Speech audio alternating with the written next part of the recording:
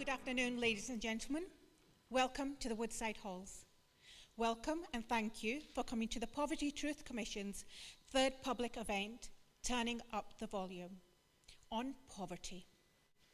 Today's event is being brought to you by those experts who know what it is like to live with poverty.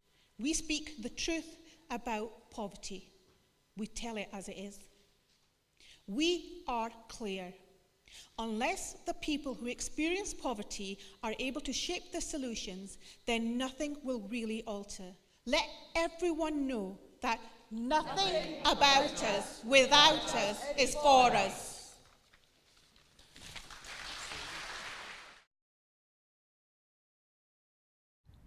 Well, it's a bringing together of people who have influence and people who are living in poverty. And we've become close colleagues and friends and try to work together to make a difference. What it does, it looks at the problem of poverty and it looks at it from the inside out. My name's Marie, and I sometimes suffer from a condition called poverty. Don't worry, it's not contagious, but it is becoming an epidemic. To be honest, it's probably harder to get a job in a supermarket than it is to win Britain's Got Talent. Please, Mr. Supermarket Boss. I've wanted to stack shelves all my life. I was born to do it. Since I was a wee lassie, I was able to reach the kitchen cupboards. I'd be helping my ma with the bags. I'd be putting the oldest tin to the front shelf. It would be a dream come true to have a 0-hour contract with you.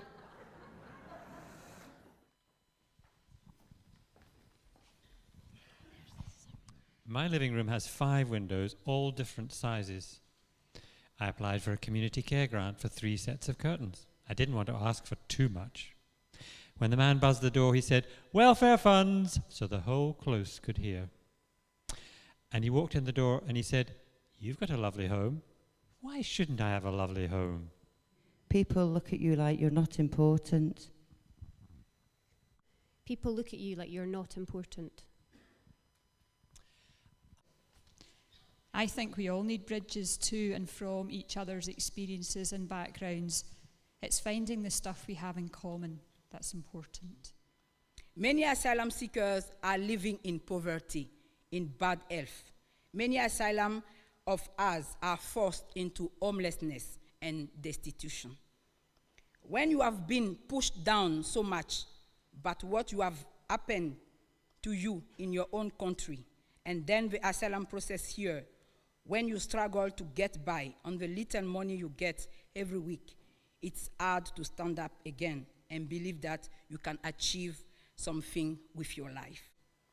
When you claim asylum, no matter who you are, no matter what you have achieved in life, as soon as you claim asylum, you are crushed. You are nothing. It's like being told you have done something wrong and you are nothing now.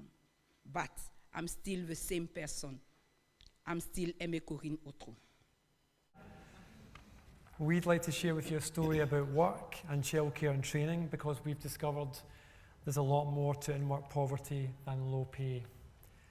So Marie, can you tell us please about the time when you were working in social care? When I got a job, after being a long time not having a job, it was like winning the lottery, and it was more about I'd found the right hours because I've got children. Nothing, that was low pay, but it was more about the hours. Tell us what happened to your contract. So after 4 years, the manager said, I think we need to change this. You have to come in at 10 o'clock to 2, go home, come back in at 5 o'clock to maybe 9 or 10. And I just said, I can't do it. I panicked. I was like, who's going to look after my weans? No nursery is open to that time of night. One breath that finds us all. One breath that finds us. One breath that finds us. 0 hours contracts and no job security doesn't help people grow. Is the message getting through to you? Kinship carers penalised for giving love. Some feel their only ally is God up above. Did no one notice that the scale's severely broken? People need real life, not just some plastic tokens. Yet if everyone shouts at just the right time, the balance can return to us and give us a lifeline. With the introduction of welfare reform, many people have less to spend on even the most basics like bread and milk, let alone healthy fruit and vegetables. Many parents are living off bread 2 days a week in order to feed their children. Many people would rather starve than go to food banks. Many people cannot afford to heat their homes and eat at the same time, and there are instances of people not being able to afford to cook the food they've actually been given from food banks because they have no money in their meters. What's happening today deals with food poverty as an issue of charity, whereas it needs to be seen as one of justice. Being able to afford a hot meal is a basic right. The time had come. I had received a letter from the DWP to go for that dreaded medical.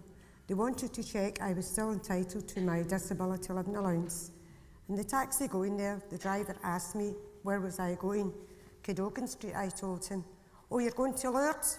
No, Cadogan Street, that is Lourdes. How come? It's the only place in Glasgow where you go in ill and you come out cured. There's no dignity in this process. If they listened to that person sitting in front of them, if they took time to look at what other medical records say, what the GPs and consultants say, you know what the medical conditions are. My consultant is a top rheumatologist in the west of Scotland. Why did they not believe him? Why the need for sanctions? I'm a JSA claimant, paid fortnightly. It's Wednesday, it's payday. Woohoo! Wait, wasn't any money in? Have I been sanctioned? Because I was assured, then I was reassured that I would have to go to a board and it would take a few days. It actually gave me the peace of mind and it signed me on anyway. Wednesday morning, go to the job centre, go to the desk. I've not been paid. Gave them my details. She came back, oh, you've been sanctioned, Mr. Murray. A 2-week sanction and a 2-week disallowance. Now I'm in trouble. The last 2 months have been incredible, and I think that's just the moral of this story is you can do whatever you want to us, call us scroungers, take us to the worst place in the world, but right inside there, this wee light, you can't even swing this that.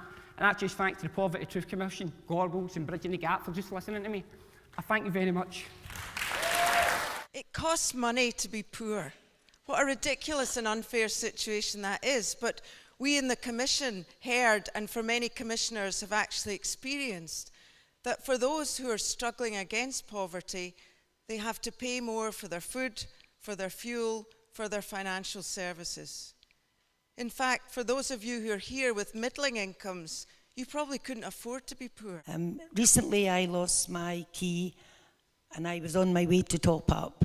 And to cut a long story short, it required several trips to the shops to get code, then to wait an hour, and then incurring a £5 fee for a new key. All I can say is why in this, the 21st century, we are not able to top up from home. We don't accept as a Commission that people who live on low incomes must continue to accept poorer service and a worse deal than everyone else.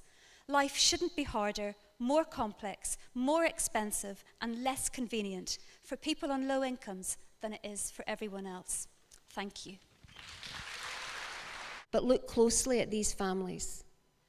Look at the determination and resilience it takes to survive in these circumstances.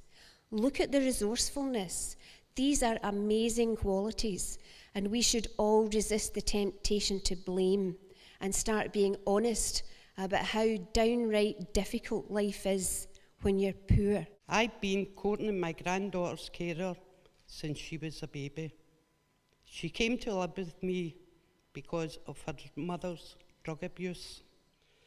Football has become her absolute passion now. It's not a school day. From opening her eyes to last thing at night, she has her football boots on, and it's not dolls and teddies she takes to her bed, it's her football. I find it a constant struggle financially though.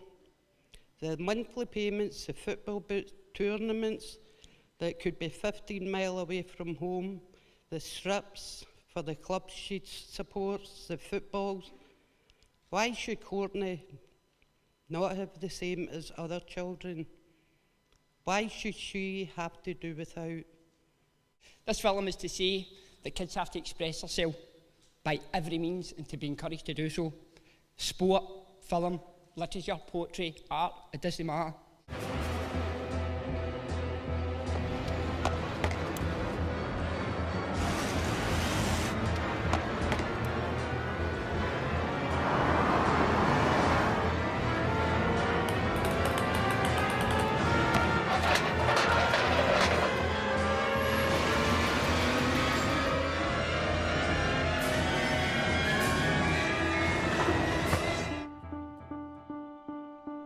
Well, what a show, eh?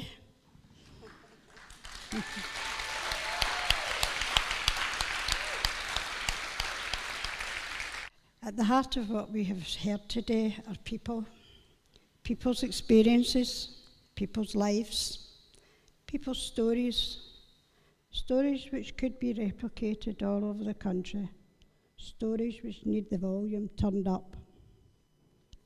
Stories which do not stand alone, but thread throughout our experiences of poverty, piling up to cause stress and pressure, leaving people not knowing where to turn or what to do next. That is not all, though. There are also stories of resilience, of hope, of laughter. At the Poverty Truth Commission, we believe that although poverty may touch and colour many, many aspects of our lives, it's not what defines us. Today we have shared with you issues and our recommendations, but that is not all we want to share. The stories and the conversations you've heard today need to be replicated in every area of life.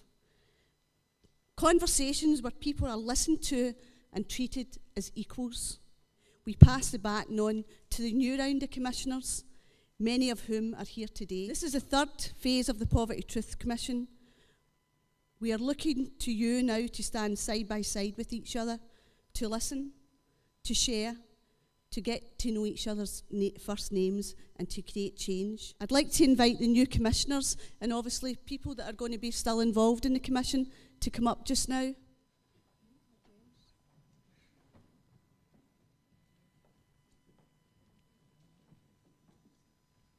I've agreed to be part of the Poverty Truth Commission because poverty is something I've always been interested in.